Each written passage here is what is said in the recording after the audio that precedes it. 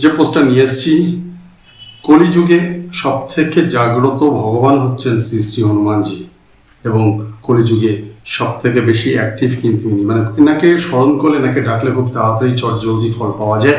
এনাকে পুজো উপাসনা করলে, এনার চালিসা পাঠ করলে যে কোনো বিপদ, যে কোনো সমস্যা থেকে কলিযুগে কিন্তু খুব তাড়াতাড়ি অ্যাক্টিভ ফল পাওয়া যায়।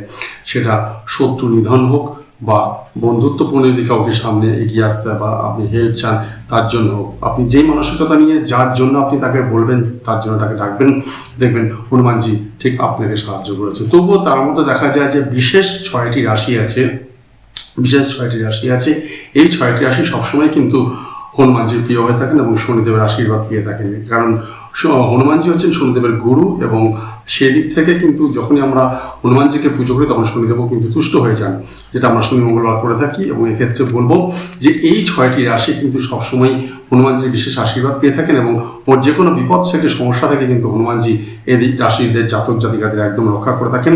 প্রথমে হচ্ছে মেষ রাশি যার অধিপতি মঙ্গল, কর্কট রাশি যার অধিপতি চন্দ্র, সিংহ রাশি যার অধিপতি হচ্ছে রবি, তুলা রাশি যার অধিপতি হচ্ছে স্বয়ং শনিদেব, এবং তুলা রাশিতে স্বয়ং শনিদেব বেশিভাবে সক্রিয় থাকেন কারণ পশ্চিম দিক এনার দিক, যার জন্য অনেক বেশি অ্যাক্টিভ। বৃশ্চিক রাশি যার অধিপতি মঙ্গল, এবং কুম্ভ রাশি যার অধিপতি হচ্ছেন শনিদেব। তো এই 6টি রাশি কিন্তু মেষ, কর্কট, সিংহ, তুলা, বৃশ্চিক এবং কুম্ভ, এই 6টি রাশি কিন্তু সবসময় শনিদেবের থেকে এবং আমাদের শ্রী শ্রী হনুমানজি মহারাজের থেকে সবসময় আশীর্বাদ ধন্য হয়ে থাকেন। এবং একটা বেশ, হ্যাঁ, আপনারা পুজো সময় করবেন, প্রতিটি রাশি জাতক জাতিকা তাদের তার উপাসনা করুন, তার পুজো করুন, চালিসা পাঠ করুন, সমস্ত ঠিক আছে, কিন্তু আশীর্বাদ পেতে গেলে দেখা যায় যে এই 6টি রাশি বিশেষভাবে কিন্তু অ্যাক্টিভ হয়ে থাকেন বা আশীর্বাদ পেয়ে থাকেন হনুমানজি।